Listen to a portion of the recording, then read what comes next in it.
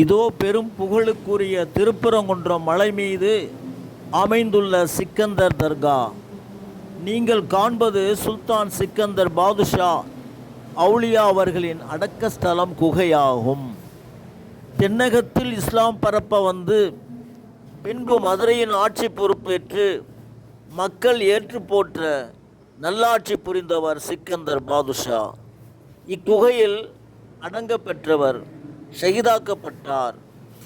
பெரும் மக்களால் சிக்கந்தர் மலை என போற்றுதற்குரியவர். மனநோய் உள்ளவர்கள், குழந்தை வரம் வேண்டுதல், பில்லி சூனியம், சைத்தான் ஏவல் ஆகிய துஷ்ட வியாதிகள் இங்கு வந்தால் குணமாகும். சிக்கந்தரின் அற்புதத்தால் இறைவன் இவர்களுக்கு கருணை வளம் வழங்குகிறார். சிக்கந்தரின் தர்கா காண்போம். வாரீர் வாரீர் திருப்பரங்குன்றத்தில்.